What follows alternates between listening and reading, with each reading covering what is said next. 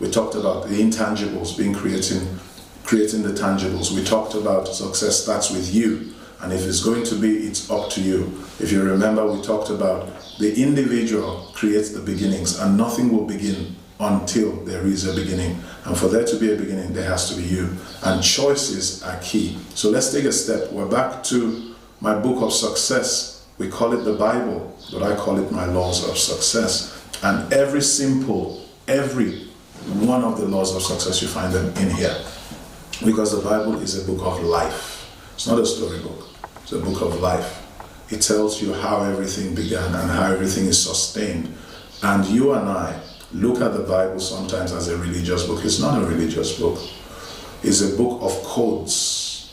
It's a book of formats, procedures, principles. It's a book that shows you how to get things done. Okay? So it says, in the beginning, I'm just going to be in verse 1 and 2. We'll be there today. In the beginning, God created the heavens and the earth. We looked at that and we said everything seen comes from the unseen.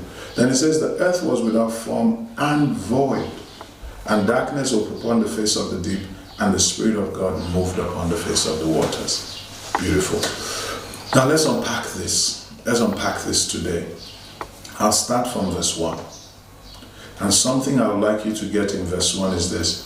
If you see in the beginning, God created. My question is, what is it that brought about the beginning? And I showed you that last session we had, and we said it was one thing called desire.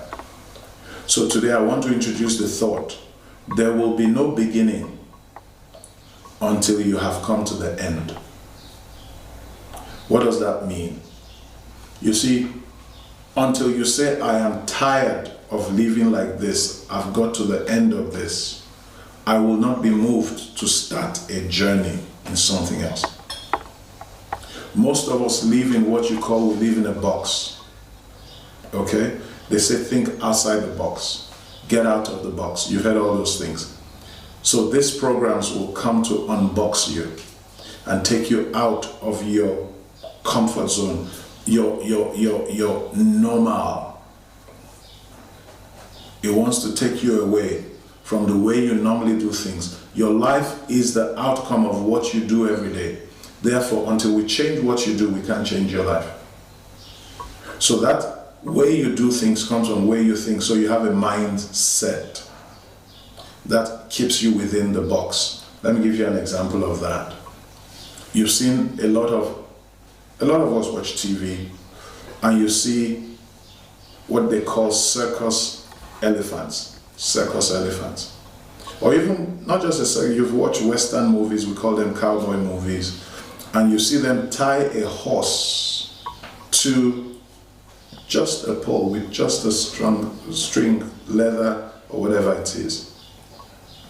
And they tie an elephant, and they just put a peg in the ground, and they used to tie the leg of the elephant. And there's a picture, if you search the internet, you'll see a picture of a donkey tied to the leg of a plastic chair. Now imagine how powerful that donkey is compared to a plastic chair. Imagine how strong the elephant is compared to a peg that is nailed on the ground. Imagine how strong that horse is, from which they call horsepower, compared to tied to something, a barrier or something. Now, every animal I've talked to you about has the power to destroy whatever is limiting it. But because that animal was raised from when it was a kid, and it was raised with those environmental barriers, now just putting a rope and tying it to something that elephant can pick up anytime keeps the elephant there throughout. Because you see, what is stopping the elephant is not the peg on the ground, is the picture in the mind.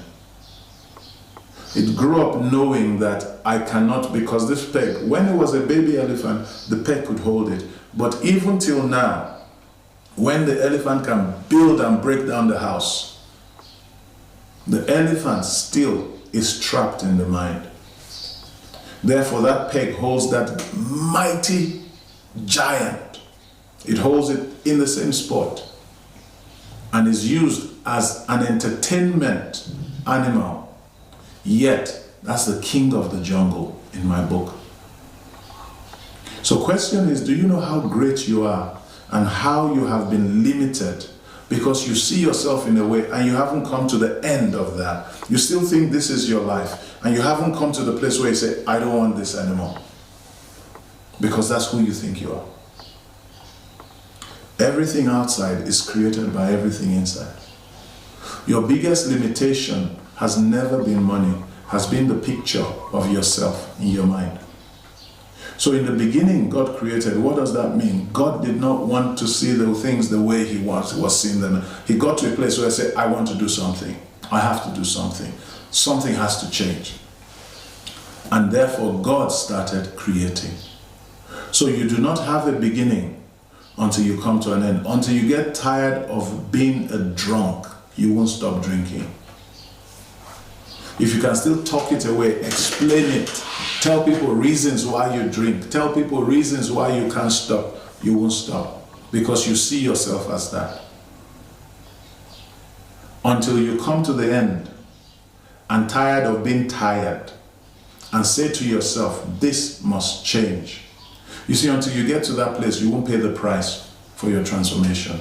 And the price is not cash, it's effort repeated every day. That means there has to be a burning desire inside of you. Your transformation, your success is to the degree to which you desire it. That desire unlocks every other thing in you to the attainment and achievement of success. The desire will give you the energy coming from your emotions. Your emotions create every motion. You will not move until you're emotionally charged, whether positively or not. So until you love something or you hate something, you don't do nothing. Until you love something or you hate something, you don't do anything. But when you come to love the thing, then you stand up and do something about it. And when you hate the thing, you do everything to get away from that thing. But when you can bear it and live with it, life continues the way it is. So please understand, for there to be a beginning, there has to be an end. You have to get to the place where you say to yourself, I can't be begging people anymore. You have to come to the place where you realize it's not them that is their life, it's my life. So why am I waiting for them? You have to come to the place where you realize I can't be staying in people's houses, eating people's food. I want my own house. Until you come to the end of enjoying free food, you will not get to the place of buying your food. As long as you see that it's easy to live off other people, you will not become successful and rich because you don't have a motivation. There has to be a why. There has to be a why, a reason that connects to your heart. And that's what we call desire. What is your desire? Do you have one? And you know what? Life gives you desires all around. The way life treats you, the way life comes at you is to provoke you. The way people talk to you provokes you to want it. You must want it. You must want it so badly to wake up in the morning and to go out there, even where you have nothing, but you go out there believing, I have to make it. People that make it is because they have this burning desire beyond 100%. When you have a desire, nothing stops you. When you have a desire, nothing moves you, nothing changes your mind. When you have a desire, you always look for a way to win. When you have a desire, they say, it's not possible. You tell them, at least let me try. At least let me try. So there's no beginning until there's an end. Until you get tired of a spouse beating you like pulp, you will not get out of that abusive relationship and say, no, this is wrong. You won't tell me, oh, it's Shibikisha Club. You won't tell me, oh, he loves me, that's why he beats me. You tell yourself, I'm more valuable than this abuse, and you'll do something about it. But as long as you're explaining it and you're telling yourself, oh, I must take it, that's how men are, One day he may blind your eye. One day he may hurt your leg. One day you may die. Nothing comes to start until we come to the end of the road. Until you say, I'm not going to be ashamed, they won't laugh at me anymore. You won't get to the place where you say, I have to make it. What is your desire? And God got to the point where he wanted to see something of the world. And he says, in the beginning, God created. That beginning came because God said, I don't want this anymore. I want this. And if God didn't do something about it, nothing would have been done about it. I hope you're picking it up today. I'm very mellow today, I'm trying to be nice. Just like a man trying to woo the girlfriend or the wife. Let's say wife, I like wife. It's the same way I'm trying to woo you into success, to try and get you into the mood to say, I want it. And when you want it, then that's where it begins. You see, once it starts inside, they can't stop you. They can't stop you. Life itself starts to help you once you begin. And that beginning is ignition. As ignition goes, everything starts to happen. So beginnings start when we get to the place where we end. And what is the thing that brings me to an end? A desire for better. A desire for sweeter. A desire for richer. A desire for more than where you are today. Until you are tired of where you are not getting away from that place. Think about it. So God created the heavens and the earth. Let's go to the next part. Look at this. And the earth was void without form. Darkness covered the face of the deep. Here, we're going to look at two laws. If you read the book 7 Habits of Highly Effective People, which is a book I recommend for every one of us to read, go check it out. You can get it, I'm sure, on YouTube. You can get it on the internet, and you can go to a bookshop and buy. Okay? But that book, I enjoyed reading it. Wonderful book. You want to check out Stephen Covey's book, 7 Habits of Highly Effective People. Steve Covey says you have to put first things first. Then he gives me, we're going to put first things first, not now, but here he's telling us you begin with the end in mind. You begin. So we talked about beginning, but what do I begin with? You begin with the end in mind. So we're going to introduce the word vision. I begin with vision. Okay? So we're looking at ignition, our inception. We're looking at law of double creation. And that word is based on vision. Let me read it out to you. Proverbs chapter 29:18. It tells you this. Proverbs 29, verse 18. It says to me, look at that. It says, where there is no vision, the people perish. But he that keepeth the law, happy is he. Let's see different interpretations of that. It says in the Amplified Bible, where there is no vision, no redemptive revelation of God, the people perish. But he who keeps the law of God, which includes that of man, so there are laws to everything, happy is that, fortunate and enviable is that person. The Message Bible says, if people can't see what God is doing, or if people can't see where they are going, and if people don't see what they want to be, if you don't see, you become what you see. You are what you see. Change the picture, I say, you change the picture. If people can't see what God is doing, they stumble all over themselves. But when they attend to what he reveals, they are most blessed. I like that. Let's break it down. Okay? So God says, in the beginning God created the heavens and the earth. Okay? Then he says the earth is void without form, darkness covered the face of the deep. So what did God start with? Let's try and explain this, put it in light of reality. Okay? So take a person who wants to build a house.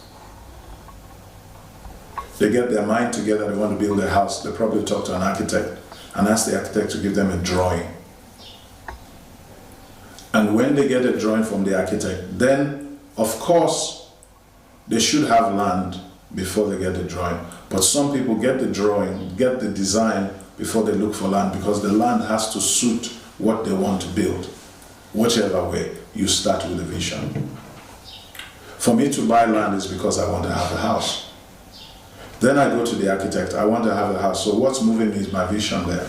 And I meet the architect and they give me a design, and then I have. The question is this. Now the house is there and they're coming to open the house, as in they finished and they want to move into the house. The question is, when was the house built?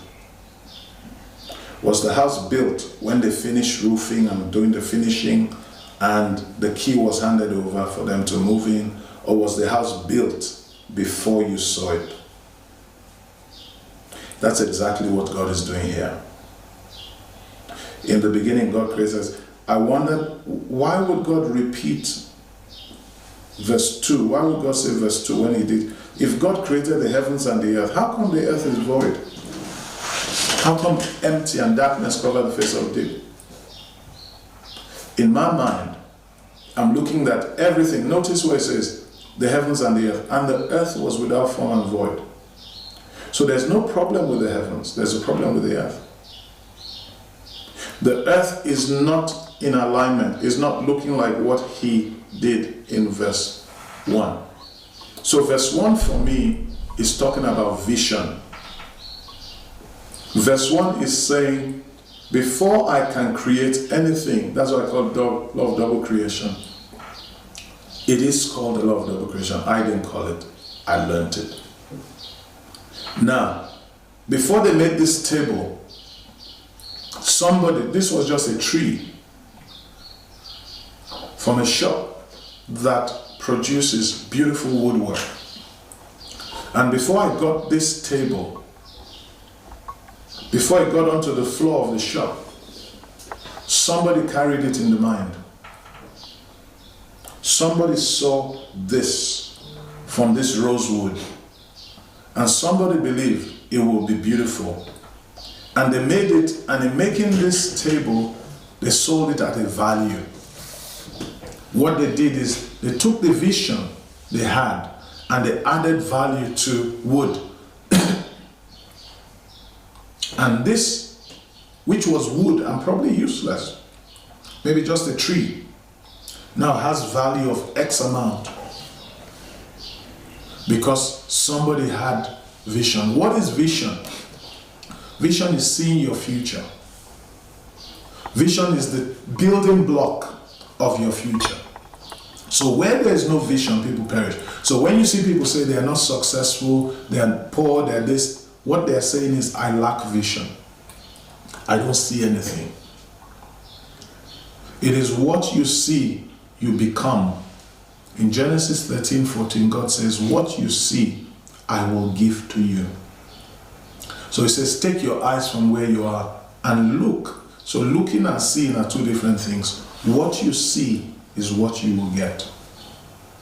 So what's happening? God creates the heavens and the earth visually. He sees it. Then he comes to build it. You see, it works that way. Creation, I like Genesis 2:3, if you remember what we read. Look at Genesis chapter 2, verse 3 again. It says, and God, we read that the first session, the session of beginnings.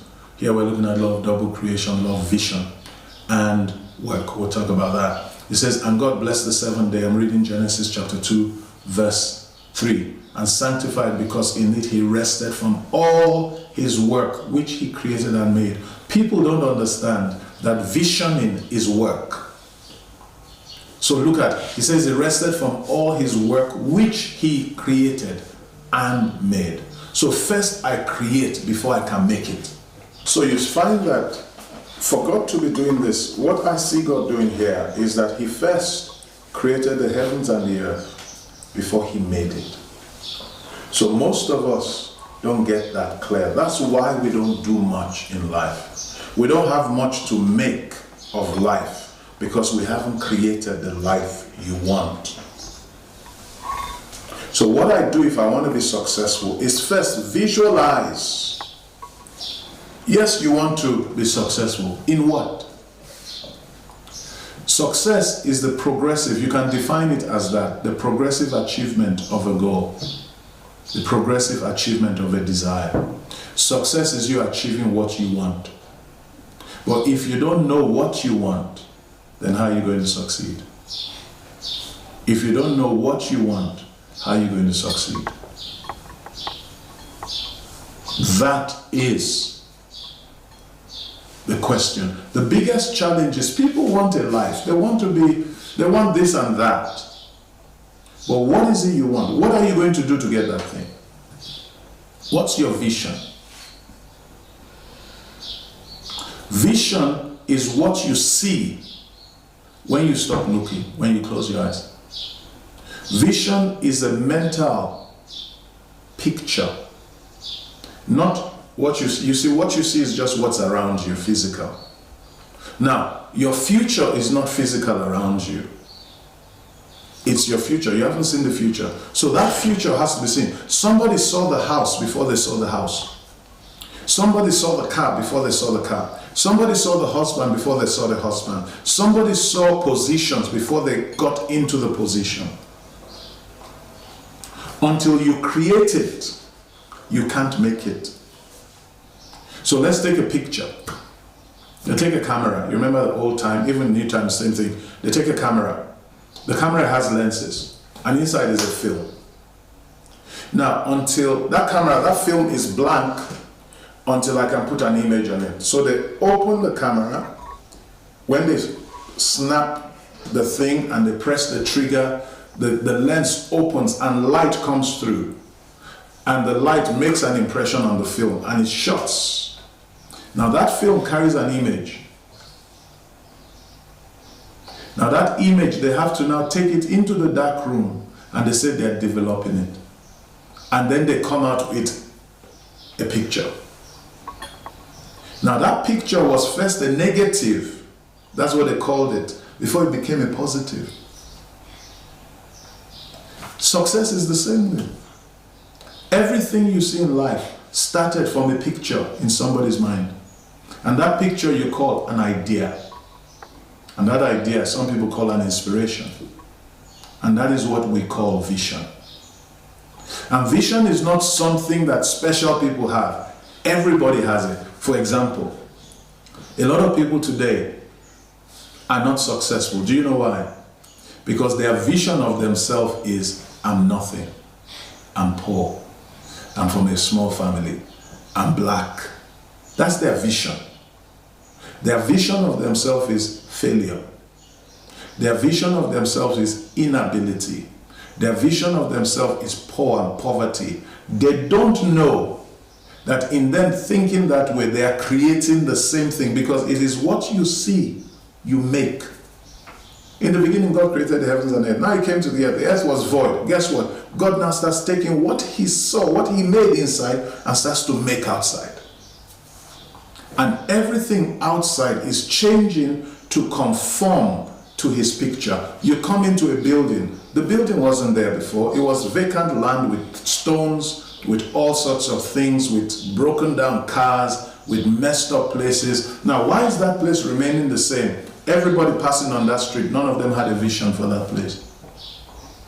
So the place remains the same. Your life remains the same until vision comes. Now, all of a sudden, somebody comes and pays money for that land. And the person puts 3-4 buildings in a place, and the person pulls a pool in the place, and the person puts parking for cars in the place, and all of a sudden, for just part of that place, somebody's paying 5,000, 6,000 just to live in the place. But the place was empty. Nobody could live in it until vision entered the place. Everything changes when vision comes. It's the law of double creation. So you will never have money until you know you are rich. You don't become rich because you have money. You became rich even when you had nothing. It's your picture. It's your vision. It's yours. And that is why everybody was born with something called image in action, imagination. The true I of your future, the true I you used to create is your imagination. It is like a paintbrush you create your future with. So whether you know God or not, to understand how to get vision spiritually, inspirationally, you have imagination that, like it or not, you keep creating your future by using your imagination. Unfortunately, you have been letting your environment paint the pictures of your mind, because your environment show you lack and limitation, but your imagination removes all limitations. And you haven't understood that the imagination is a law. That image in action, what you are seeing yourself in action, you are there, you are lying down on your bed, and you are wondering, oh, tomorrow I'm finished. Oh, this and this and that. And I give you another story. Somebody says to me, I've been going through this for a long time, and God said to me, call this person. And the person said, I can't call the person. I can't call this person. No, I can't call this person. Maybe you have beef with the person, something. But that person decided, I'm going to do what God says, and call the person. And they called that person, and everything they didn't have for a long time, they got it just like this. An idea came, an inspiration came, but everything around says, don't call. But that person took a step, just that thing. And the answer of 3-4 weeks was just in a split second. Your imagination can prevent you from getting, or your contacting imagination can make you go beyond your limitations and say, I can have what I want if I will go beyond my limitations. Don't look at what around you. What around you is temporal. It will pass. Let me give you a scripture to back that. If you don't mind, I base all my teachings from the Bible, but I have all the books to back. If you look at all the books here, all of them go to validate the truth in this book. So, look at what it says in the book of 2 Corinthians. I'm not preaching a sermon. I'm teaching you the laws of success. And this is what God does every day. This is how God creates the world. This is how God re-engineers the world. And this is how God has taught you. You know why? Because God made you just like Him. The faculties God used to create. When the Bible says, let us make man, what God is saying, let us make another creator. So your life is your creation. Okay? In 2 Corinthians chapter 4, from verse 16, look at verse 16. It says, for this cause we faint not, we do not faint, we don't get tired. Okay? But though our outward man perish, most of us see what's outside. Everything around you is dying, if you like. It is your imagination that brings life and new things. It says, though our outward man perish, our inward man is renewed day by day. For our light affliction, the challenges you are going through, which is but for a moment. So you see, the things around you are temporal. They pass for a moment, they are fleeting.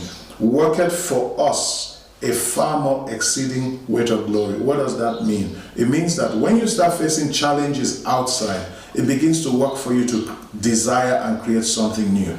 That's why they say necessity is the mother of invention.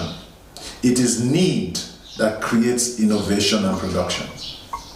It is because we are tired. If there was no COVID, there will be no vaccine.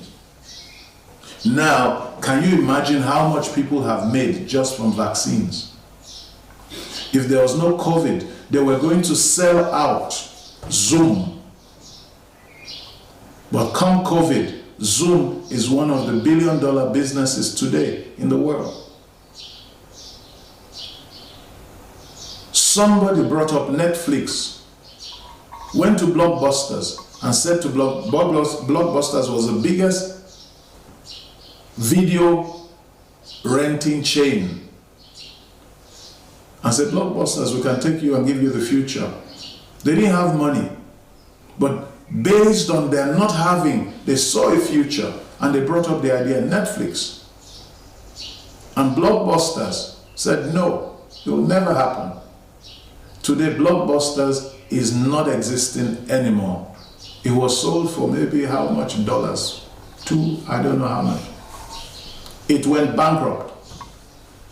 If it had climbed on to Netflix, there would have been a big billion-dollar business. Netflix owners were begging them. Now they can't even approach Netflix. They don't exist anymore. Vision creates the future. And vision comes out of challenges, out of need. Necessity is the mother of invention. Everything you see came out of a time of crisis where there was need, and what you see was the solution to a problem. So my definition of money, I define money as this. Money is making other people's problems your business.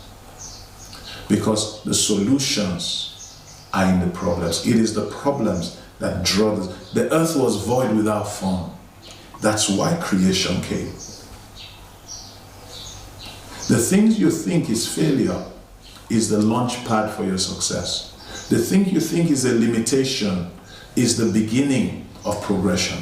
It is up to you now to decide, do you want to succeed or do you want to sit there being blind?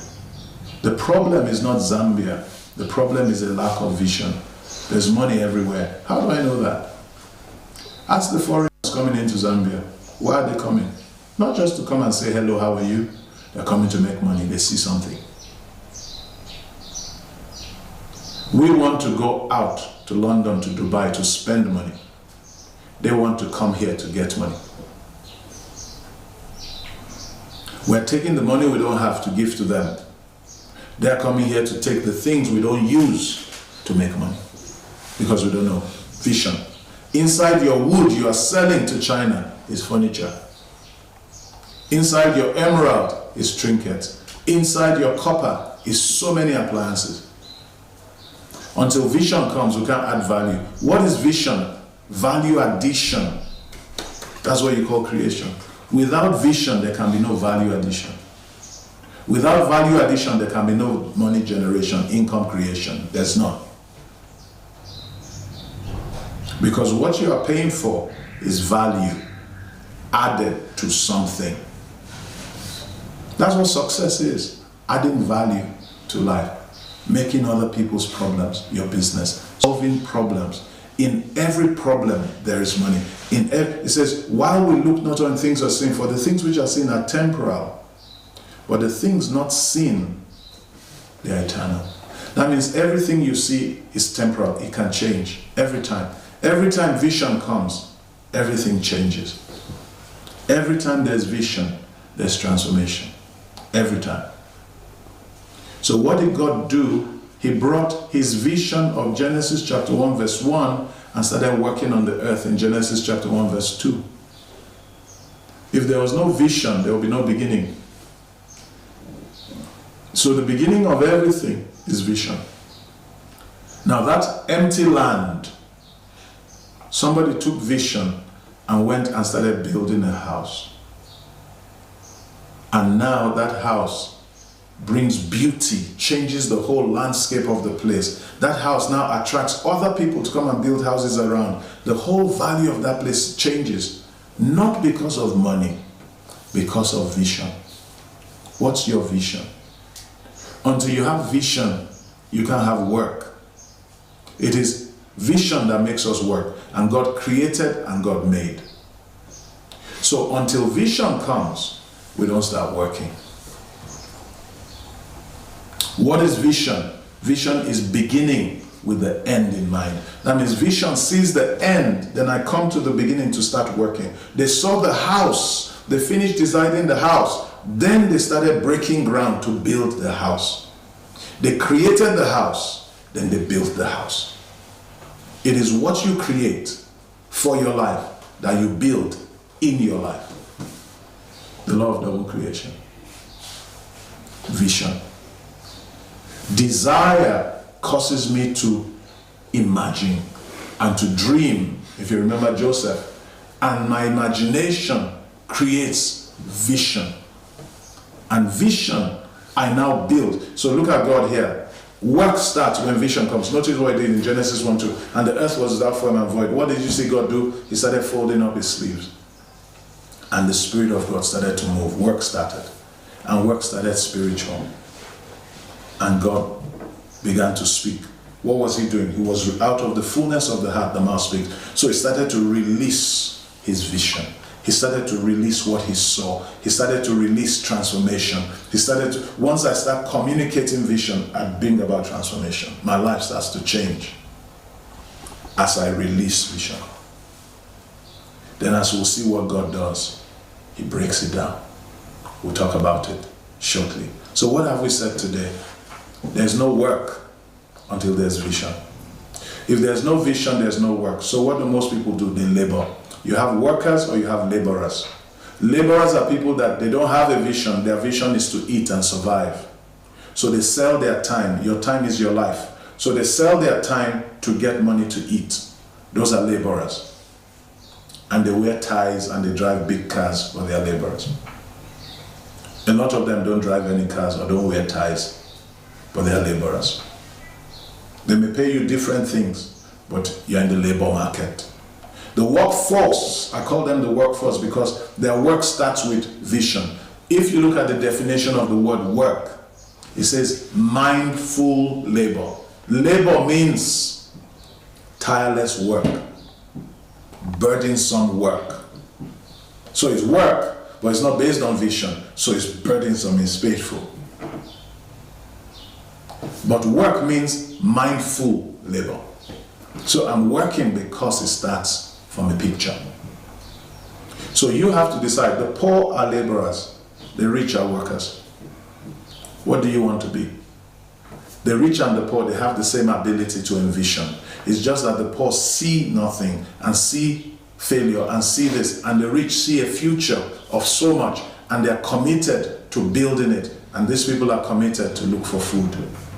They both have the same minds. They both have everything. Everything they have is the same. Same mind, same brain, same this. Different mindsets, but they have all the same equipment. The results are based on the way they use their minds. So question is this. You have the ability to vision and to envision and to create vision. Why don't you use it positively? Why don't you use it to create the future you want, instead of keep seeing the future you don't want? Most of us, all we see is what we don't want.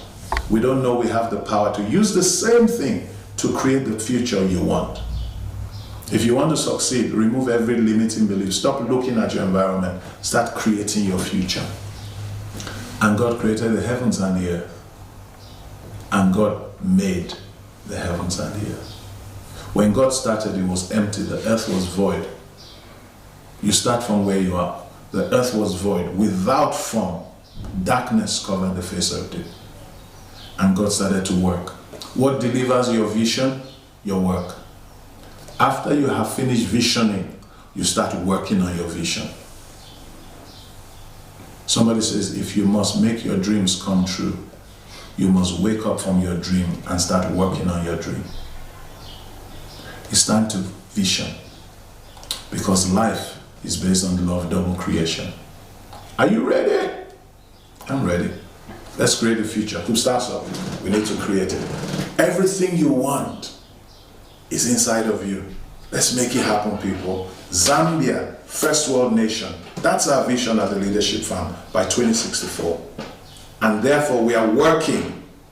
This is work to create the Zambia we want. 2064 first world. Let's work, Zambia. Let's wake up. It's time to work. Let's work. Work starts with creation, vision. And then we make what we create. I'll see you tomorrow. It's road signs to success, and God is giving us keys to success, and we thank Him for doing it. Now we know what to do. I'll see you tomorrow. Don't go away. Discuss this in your family. What are we doing? What are we not doing? Make some action plans. Stop thinking garbage. Stinking thinking will create garbage. Now think what you can do.